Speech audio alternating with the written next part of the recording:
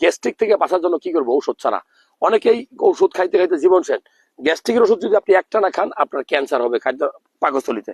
বলা হয়েছে যদি একটানা কেউ ওমিপ্রাজল খায়, তাহলে পাকস্থলীর ভিতরে ক্যান্সার হলে সেই যে লক্ষণ প্রকাশ পায়, এই ওমিপ্রাজল ঔষধ সেটা প্রকাশ করতে দেয় না। সো একটানা গ্যাস্ট্রিকের ওষুধ খাওয়া ঠিক না। একটানা গ্যাস্ট্রিকের ওষুধ খেলে আপনার হাড়গুলো নরম হয়ে যেতে পারে, এটা অনেকের হাড় ভেঙে যায়, অস্টিওপোরোসিস রোগ হয়।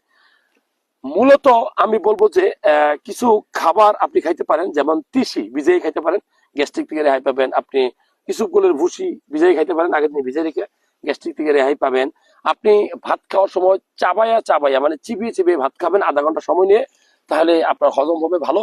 আর ভাত খাওয়ার মাঝখানে কোনো পানি খাবেন না। ভাত খাওয়ার মাঝখানে যদি পানি খান, তাহলে ওই যে আমাদের যে অ্যাসিড গুলো আছে, খাবার হজম করার জন্য যে উপাদানগুলো অ্যাসিড গুলো আছে, এনজাইম গুলো আছে, সেটা কিন্তু পানির উপরেও কাজ করবে। এই জন্য আমরা ভাত খাওয়ার আধা ঘন্টা আগে এবং ভাত খাওয়ার আধা ঘন্টা পরে পানি খাইতে বলি। আর খাওয়ার পরে একটু হাঁটবেন, দেখবেন যে আপনার গ্যাস্ট্রিক থেকে আপনি রেহাই পাবেন।